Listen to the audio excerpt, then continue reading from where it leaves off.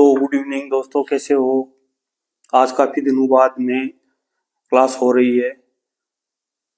मैं विजय सिंह सामोता एक बार फिर से आपका GS Vijay education and counsellor YouTube पर हार्दिक स्वागत करता हूं। दोस्तों, आज हमारा जो क्लास है या हमारी जो क्लास है वो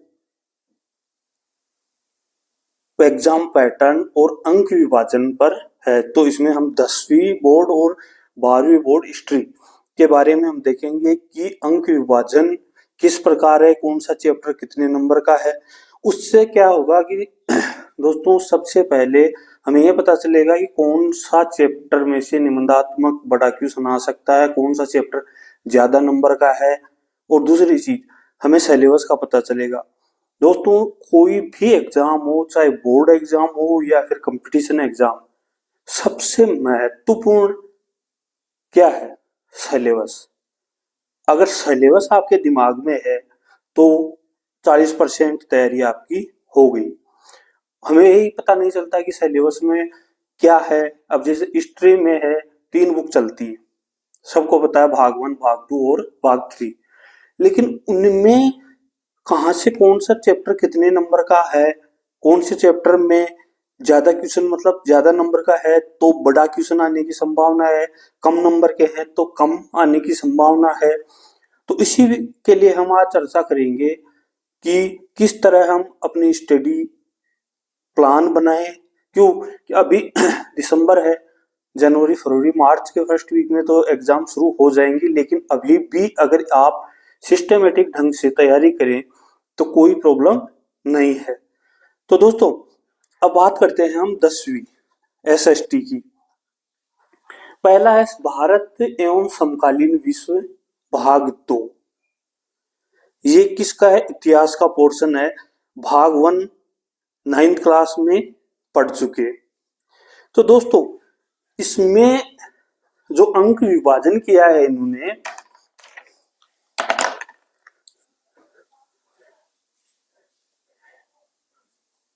चार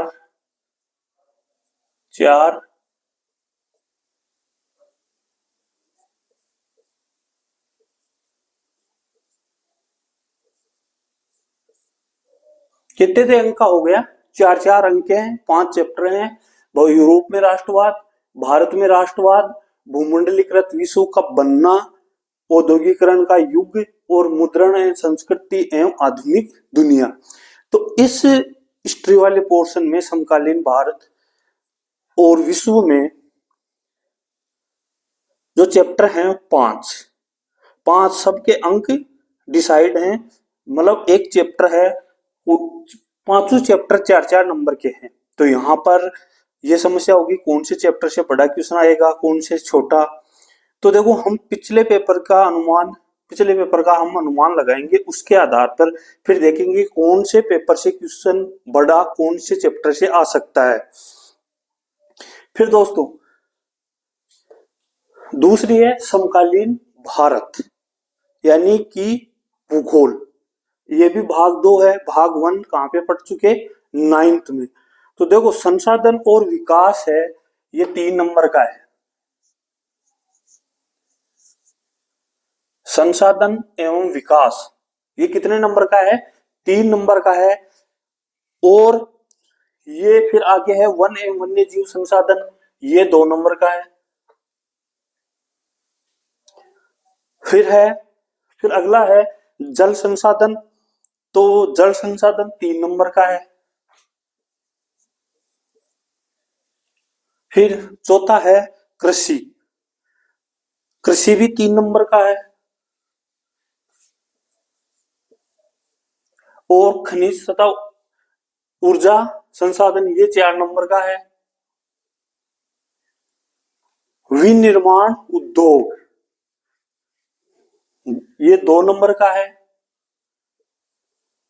और ये राष्ट्रीय अर्थव्यवस्था की जीवन रेखा ये 4 नंबर का है। तो दोस्तों, सॉरी 3 नंबर का है ये। अब इसमें देखो, हमारे पास 4 बुक हैं 10th की। एक इतिहास है, एक भूगोल है, एक पॉलिटिकल है और एक अर्थशास्त्र है। तो चारों के अंक उन्होंने इसमें देखो 20 हो गए, यानी कि इतिहास 20 नंबर का हो गया कुल। इसमें देखो 5 4 3 8 3 11 4 15 17 और 3 20, ये भी मतलब 20 नंबर, भूगोल भी 20 नंबर और इतिहास भी 20 नंबर। फिर चलते हैं लोकतांत्रिक राजनीति भाग 2। इसमें है सत्ता की साझेदारी 4 नंबर, संघवाद 4 नंबर, फिर है जाति धर्म और लैंगिक मसले 4 नंबर, राजनीतिक दल 5 नंबर और लोकतंत्र के परिणाम 3 नंबर।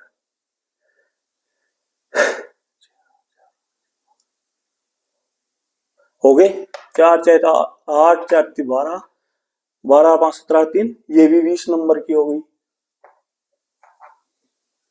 क्लियर। फिर है आर्थिक विकास की समझ, यानी कि इकोनॉमिक्स, 4th चैप्टर है, यानी कि जो 4th है अपना वो इकोनॉमिक्स से संबंधित है। तो उसमें विकास है वो 3 नंबर का है। क्लियर। फिर है भारतीय अर्थव्यवस्था के क्षेत्रक 5 नंबर का है। फिर साख और मुद्रा 5 नंबर का है। फिर वैश्वीकरण और अर्थव्यवस्था 5 नंबर, और उपभोक्ता अधिकार 2 नंबर। कितने हो गए? 5 5 10 5 15 15 और 20, तो ये भी 20।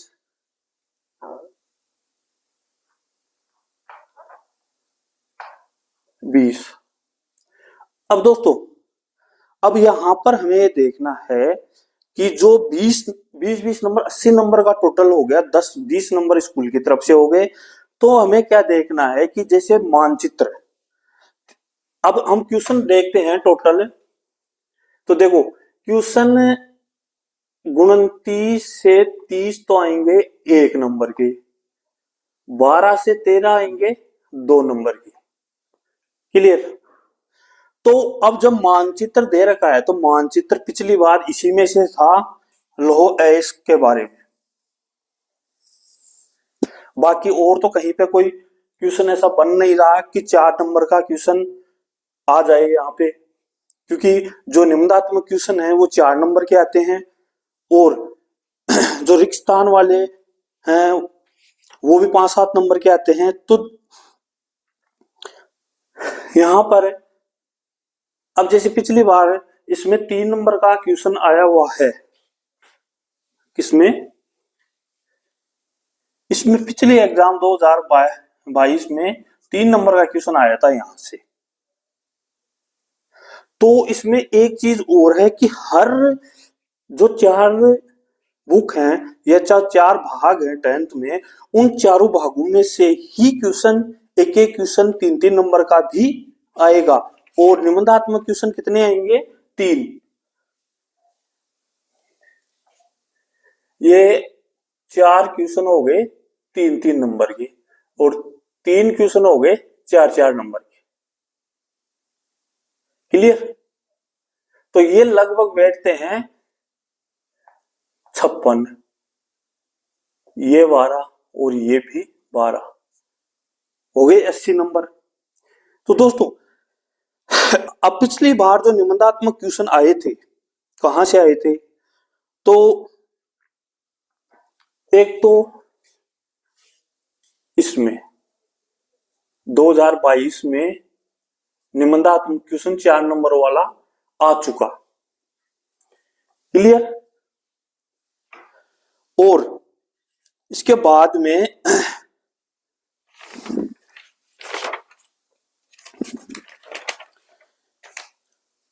यानी कि जो अथवा में थे वो दोनों क्वेश्चन इसी में से थे। और फिर आया था संघवाद। ये क्वेश्चन भी 2022 में निबंधात्मक में आ चुका। तो हमें ध्यान रखना है कि भारत में राष्ट्रवाद और संघवाद इन दोनों में से हमारे निबंधात्मक क्वेश्चन आ चुके। और एक जो था ऑब्जेक्टिव वाला, वो सॉरी मैप वाला, वो यहां से था। तो हमें ध्यान रखना है कि इसमें पहले 3 नंबर का आ चुका, 22 में 3 नंबर का। 2000 जो पिछली एग्जाम हुई थी उसमें 3 नंबर का इसमें से आ चुका। तो दोस्तों अब हमारे लिए यह है कि सबसे महत्वपूर्ण है कि क्या हमें इन पे फोकस करना चाहिए या फिर ज्यादा इन पे। इंपॉर्टेंट यही होता है। तो आप अगर मेरा वीडियो रेगुलर देखते हैं तो मैं किसको ये, क्योंकि ये 56 नंबर हैं, वो कोई भी नहीं काट सकता। यहां पर पूरे 56 के 56 मिल सकते हैं।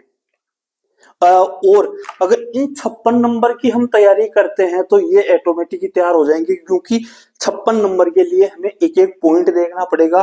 कहीं से कोई सा भी क्वेश्चन बन सकता है, छोटा क्वेश्चन, ऑब्जेक्टिव क्वेश्चन, रिक्त स्थान वाला, वन लाइनर है। तो 2 नंबर के क्वेश्चन अगर हम इन पे फोकस करते हैं तो ये अमूमन लगभग लगभग 90% सोल्व हो जाएंगे। लेकिन ज्यादातर स्टूडेंट क्या करते हैं, पहले तो उनको पता ही नहीं है कि सिलेबस जो 80 नंबर का जो पेपर है, 4 बुक है, कौन से में कौन से नंबर का आएगा। अब हम यहां से देखेंगे कि मानचित्र। अब अगर सपोज वो 4 नंबर का क्वेश्चन आता है मानचित्र वाला, तो सिर्फ एक ही चैप्टर दे रखा है यहाँ पर 4 नंबर का।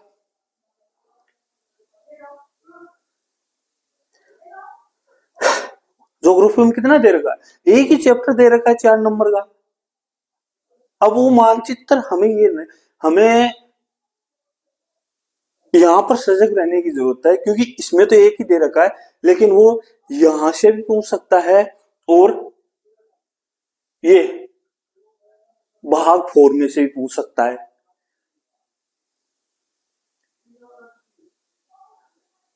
समझ में आया?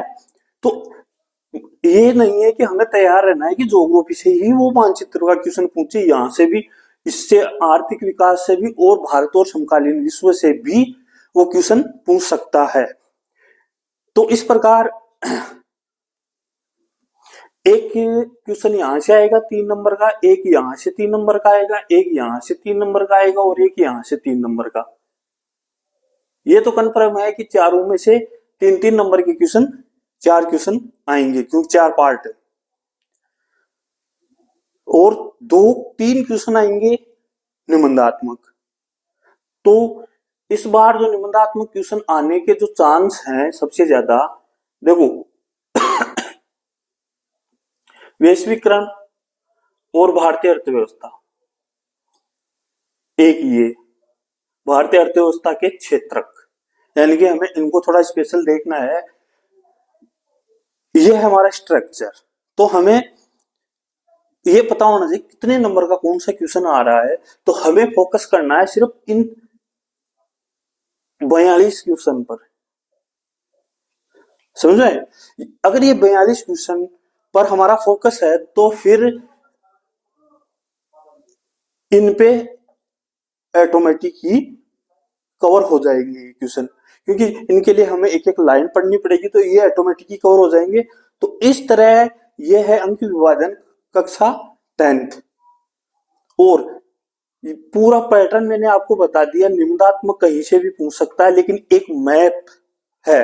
तो हमें क्या करना है कि एक तो ज्योग्राफी में, क्योंकि ज्योग्राफी में भी आएगा तो ये एक ही है 4 नंबर का, एक ज्योग्राफी में, हिस्ट्री वाले में, और ये इनमें जो भी मैप दे रखे हैं या फिर जो भी स्थान दे रखे हैं उनको थोड़ा विशेष हमें देखना है। बाकी अगर यहां से अगर क्वेश्चन आता है निबंधात्मक, तो लगभग लगभग चांस है कि ये इसमें से ये आएगा। Okay, clear. तो ये है, तो मैं आपके प्लान स्ट्रक्चर ये ऐसी होनी चाहिए, आपका प्लान ऐसा होना चाहिए कि ये जो 42 क्वेश्चन हैं इन पे विशेष फोकस करना है आपको। और अगर आप ये समझें कि साइंस मैथ में लेकिन परसेंटेज में तो आपके एसएसबी तो भूमिका निभाएगी ना। और जैसे मान लो अगर आप कंपटीशन में जाते हैं तो भी ये सब चीजें वहीं पे आएंगी। तो कहने का मतलब हमें ये 42 क्वेश्चन में से एक भी क्वेश्चन गलत नहीं करना है। अब सुनो, अगर आप चाहो तो मैं एग्जाम तक यहां पर क्वेश्चन आंसर की सीरीज रखता हूं प्रतिदिन। यानी कि कितने चैप्टर हो गए, 5 5 10 17 और 5 22 दिन हो गए। तो अगर हम एक चैप्टर को 2 दिन दें तो कितने हो गए, 44 दिन।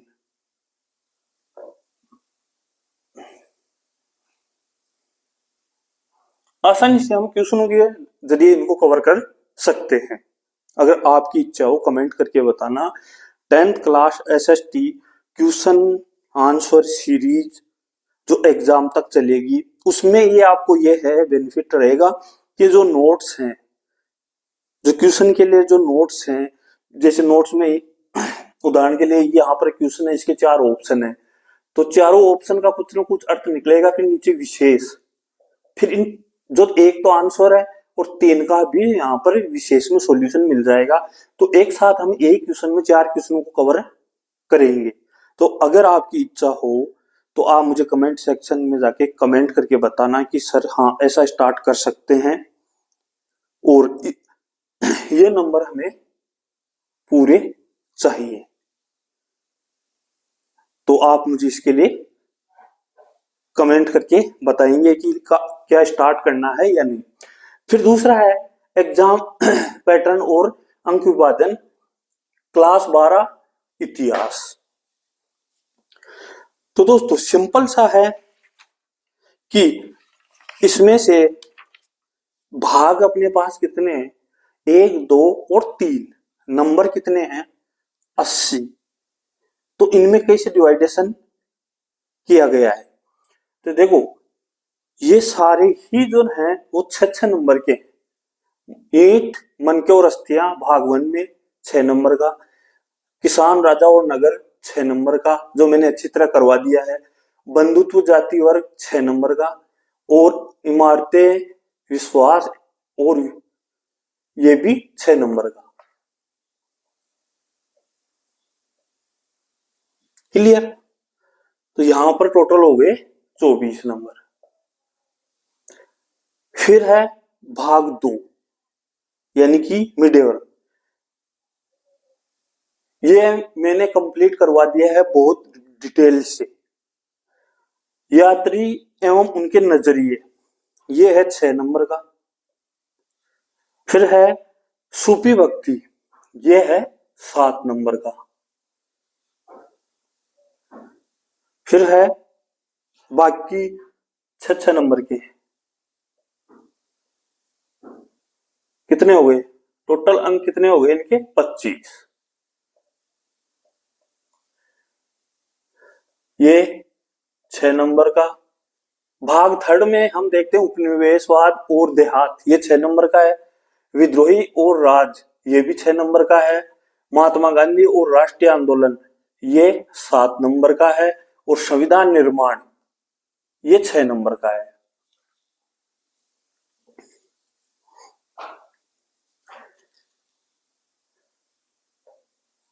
इनके कितने हो गए टोटल अंक, कुल 25। अब जो बोर्ड ने जो जारी किए हैं अंक विभाजन, आपको डिफरेंस मालूम होगा 25 25 50 और 24 74। अगर हम मानचित्र वाले 5 नंबर को शामिल करें तो 79 ही होते हैं। तो हो सकता है कि इनमें एक क्वेश्चन एक चैप्टर 7 नंबर का हो जाए। अब हम बात करते हैं, क्योंकि यहाँ पर भी मस्ट है, 5 नंबर का मैप आएगा। मैं आपको हर दिन जब भी क्लास होती थी स्ट्रीम में, आपको बार बार बोलता था कि मैप वाले क्वेश्चन पर, मैप जो आ रहा है उस पे फोकस कीजिए, क्योंकि मैप वाला 5 नंबर का क्वेश्चन है। निबंधात्मक कितने आएंगे यहाँ पर? 3 हैं, तो 2 तो आएंगे 4-4 नंबर के, और एक आएगा 5 नंबर का मैप वाला। सेम है इसमें भी। अब हम देखते हैं कि पिछली बार जो निबंधात्मक क्वेश्चन आया था यहां से, यानी कि फर्स्ट भाग से निबंधात्मक क्वेश्चन आया था, और इससे आए थे 2-2 नंबर वाले 2 क्वेश्चन, 4, और एक आया था 1 नंबर वाला 1। क्लियर? तो यहां पर हमने देखा कि निबंधात्मक जो क्वेश्चन है वो सभ्यता वाले पोर्शन से पिछली बार आ चुका, और निबंधात्मक क्वेश्चन में वो ही थे, मतलब दोनों क्वेश्चन सभ्यता वाले चैप्टर से ही थे। और जो दूसरा क्वेश्चन जो आया था निबंधात्मक, वो क्वेश्चन किससे आया था? यहां से। क्लियर? तो वो दोनों क्वेश्चन ही मतलब अथवा में थे, यानी कि ये दोनों चैप्टरों में से पिछली बार निबंधात्मक क्वेश्चन आए थे।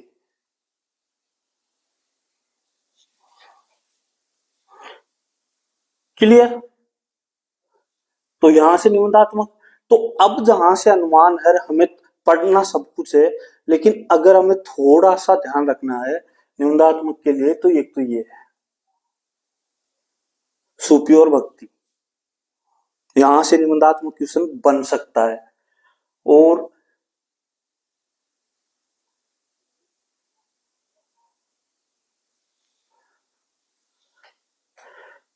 या तो वापिस इसको रिपीट कर देगा या फिर इसमें से, इसमें पूरा 1857 की क्रांति है। तो इस चैप्टर में दो ये क्वेश्चन, दो चैप्टर है, ये दो महत्वपूर्ण चैप्टर हैं जिनमें निबंधात्मक क्वेश्चन बन सकता है, और इसमें भक्ति और सूफी। पढ़ना हमें पूरा ही है, लेकिन स्पेशली इस पर फोकस करना है।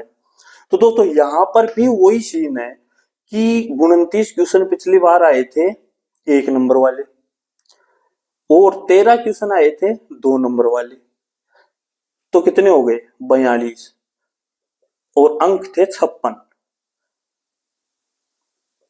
क्लियर? तो हमें टारगेट करना है अब इन 56 क्वेश्चन पे। ये 56 क्वेश्चन ऐसे हैं कि इनमें एक भी नंबर कटने की गुंजाइश नहीं होती।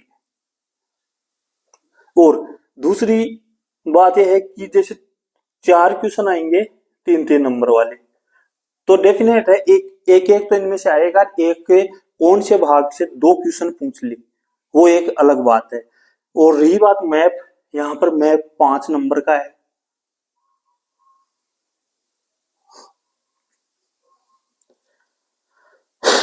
तो दोस्तों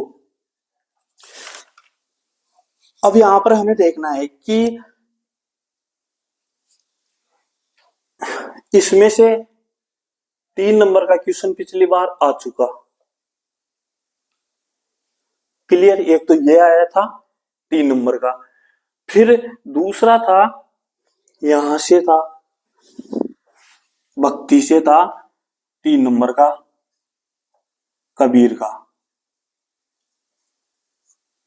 2, और फिर था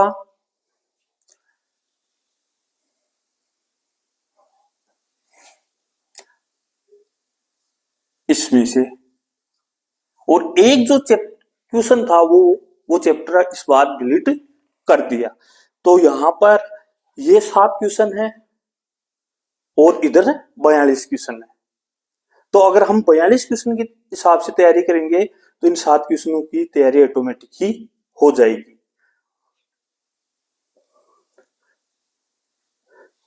तो जो भी आपके सुझाव हैं या जो भी आपकी क्वेरी है, क्योंकि एग्जाम देखो नजदीक है, दूसरी चीज, गोल आपको सेट करना है कि किस तरह से पढ़ना है।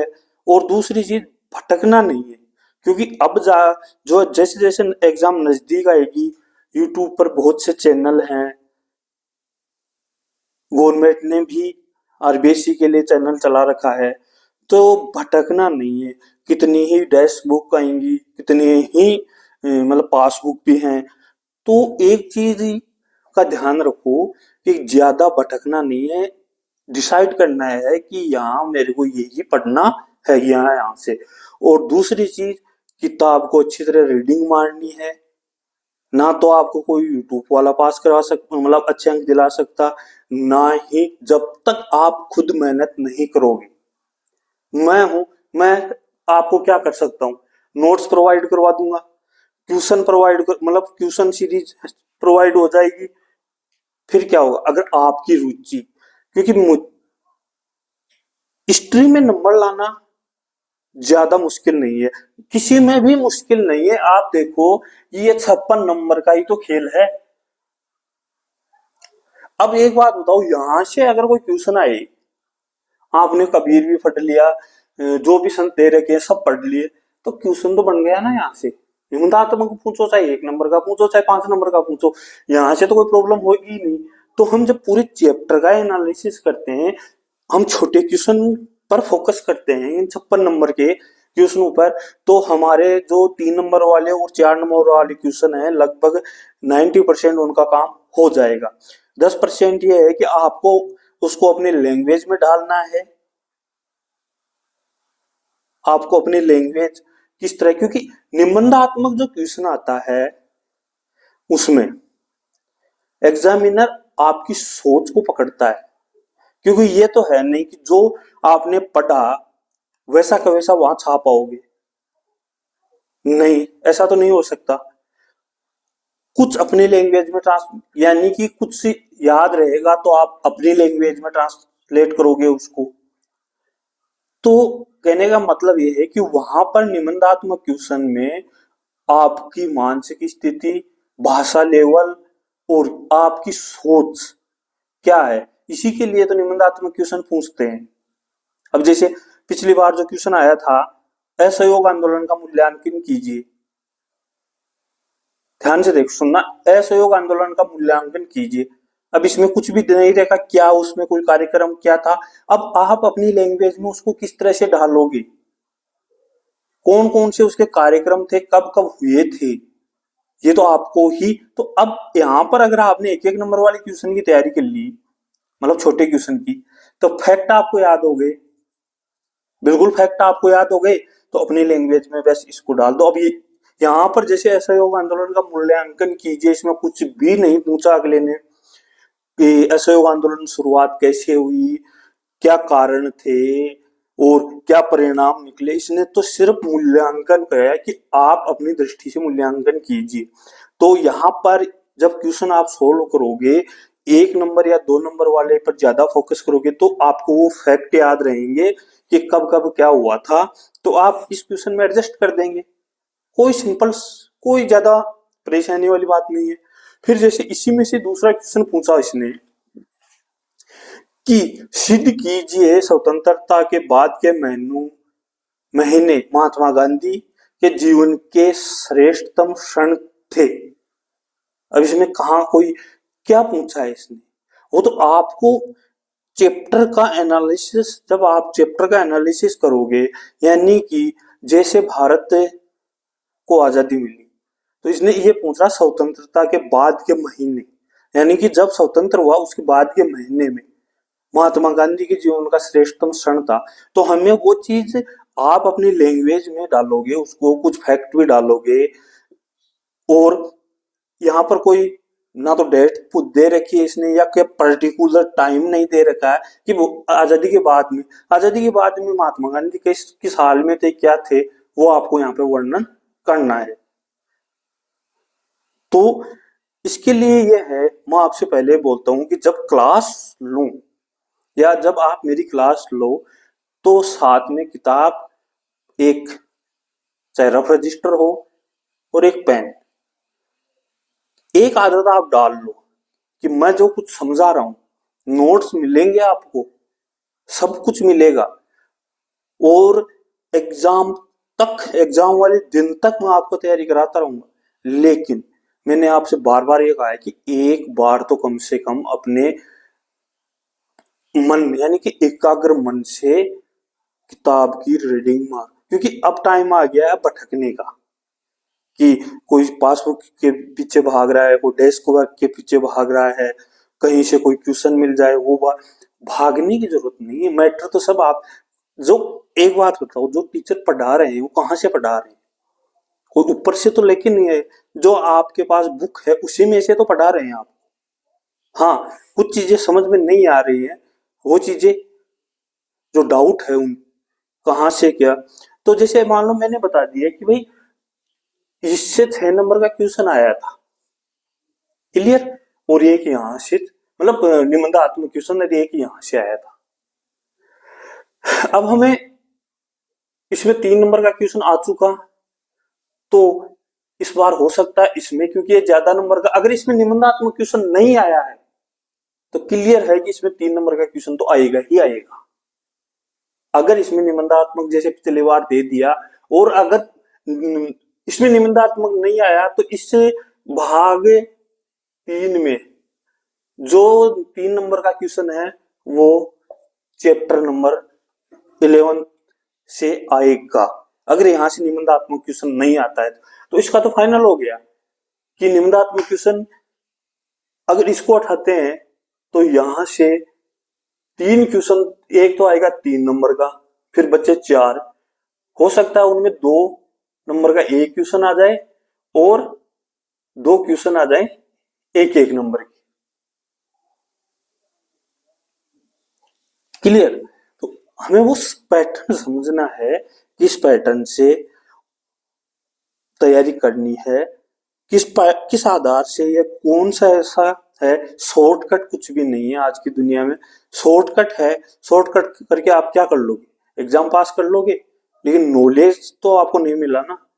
मेन चीज है, मैं चाहता हूं आपको नॉलेज मिले, हिस्ट्री को जियो, एक मतलब बहुत शानदार सब्जेक्ट है हिस्ट्री।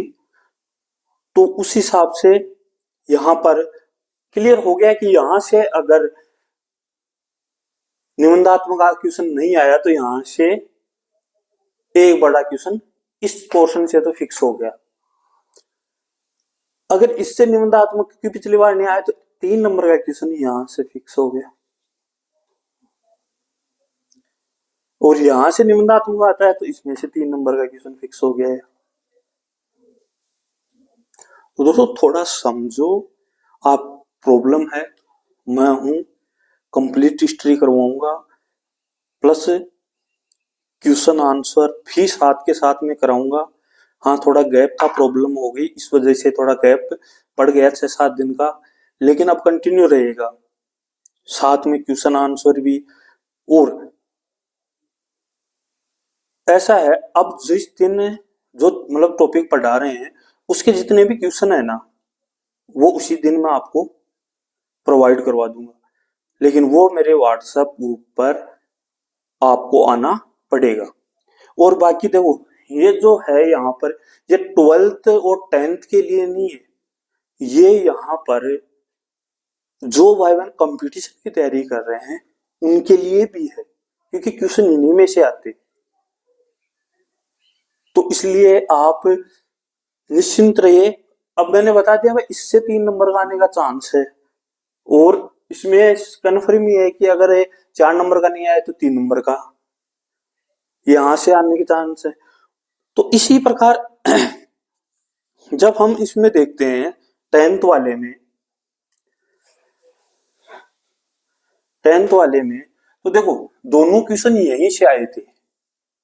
एक तो ऑब्जेक्ट जो निबंधात्मक क्वेश्चन था यहां से आया था, दो यानी कि अथवा में है तो दोनों एक ही चैप्टर से थे, पहले आते थे एक दूसरे से एक अलग अलग, लेकिन इस बार नहीं आए।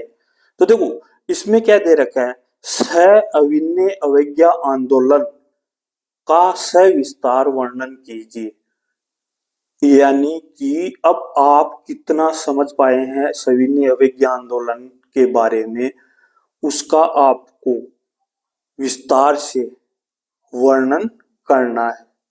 तो अब आपका कॉन्सेप्ट क्लियर होगा तभी तो आप उसका वर्णन कर पाओगे। वैसे तो कॉपी भरने में कुछ नहीं है, लेकिन यहाँ पर आपको फैक्ट भी डालने पड़ेंगे, यही काम करेगा फिर, क्योंकि यहाँ पर हम फैक्ट देखेंगे, फैक्ट है, फैक्ट इस क्वेश्चन में डाल देंगे।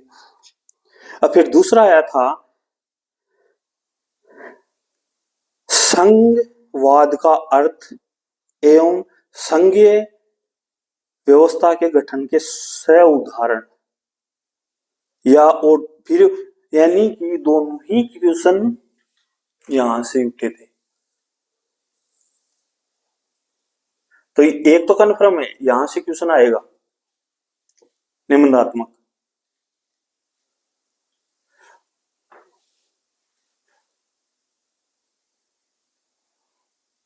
देखो एक अनुमान है, मैं बता रहा हूं, इसमें से तो कन्फर्म ही आएगा। 4 नंबर का एक मैप है। अब वो मैप, इससे अगर मैप लेता है तो यहां से बड़ा क्वेश्चन आ सकता है, या फिर हो सकता है दोनों मैप भी यहीं से ले ले और एक निबंधात्मक क्वेश्चन भी यहीं से उठा ले। तो ये थी दोस्तों आज की क्लास, कैसे अंकों का विभाजन है और किस तरह से क्वेश्चन आ सकते हैं, कहां कहां से क्वेश्चन उठ सकते हैं। तो ध्यान रखना, निबंधात्मक 4 क्वेश्चन है, सॉरी 3 क्वेश्चन है, 4-4 नंबर के, लेकिन हिस्ट्री में 5 नंबर का मैप है और 10th में 4 नंबर का मैप है और 2 क्वेश्चन और है। तो इस तरह अगर आप मुझे अगर सुझाव दोगे आज कमेंट करके, तो मैं फिर कल से ज्योग्राफी के क्वेश्चन आंसर स्टार्ट कर दूं, मतलब एसएसटी वाले पोर्शन में स्टार्ट करेंगे ज्योग्राफी से।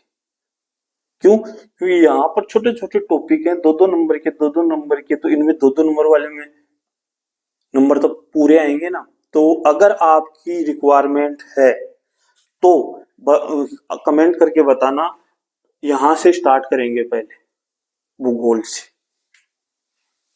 और अगर आपकी और कोई डिमांड हो कि यहां से चालू करो, यहां से, कहीं से भी चालू कर देंगे, लेकिन मैं जो सोच रहा था कि यहां से फिर वो क्वेश्चन सेट आपको